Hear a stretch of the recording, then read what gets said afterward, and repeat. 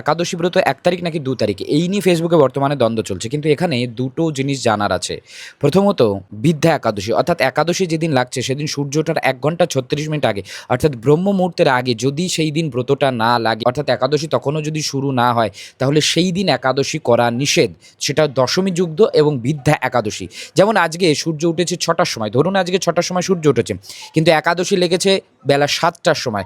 সারাটা দিন একাদশী থাকলেও আজকে একাদশী করা নিষেধ এবং পরের দিন একাদশী করা শাস্ত্রসম্মত হবে। এখানে দুটো পঞ্জিকাকে ফলো করা হয়, এক হচ্ছে সূর্য সিদ্ধান্ত আর এক হচ্ছে চন্দ্র সিদ্ধান্ত। ধরুন যারা সূর্য সিদ্ধান্তের পঞ্জিকা ফলো করে তাদের মতে আজকে সূর্য ওঠার অর্থাৎ ব্রহ্ম মুহূর্তের আগেই একাদশী লেগে গেছে, কিন্তু যারা চন্দ্র সিদ্ধান্ত মতে পঞ্জিকা ফলো করে তাদের মতে আজকে এখনও একাদশী লাগেনি সূর্য ওঠার আগে, তাহলে আজকে তারা পালন করবে না এবং সূর্য সিদ্ধান্ত মতে যারা তারা পালন করবে। এইভাবে গুরু পরম্পরা অনুযায়ী যার গুরু পরম্পরায় যেমনভাবে পালন করে তার অবশ্যই তেমনভাবে পালন করা উচিত, কোনোটাই ভুল নয়। কিন্তু সবার প্রথম যেটা প্রয়োজন সেটা হচ্ছে গুরুকরণ, সেটাই অনেকে করেন না এবং ভুলভাল সিদ্ধান্ত মতে চলে। আমারটাই ঠিক আর সবার ভুল, এই ধারণাটাও সব থেকে ভুল। প্রত্যেকে নিজ নিজ গুরু পরম্পরা অনুযায়ী একাদশী ব্রত করুন। জয় নিতাই, জয় গৌর।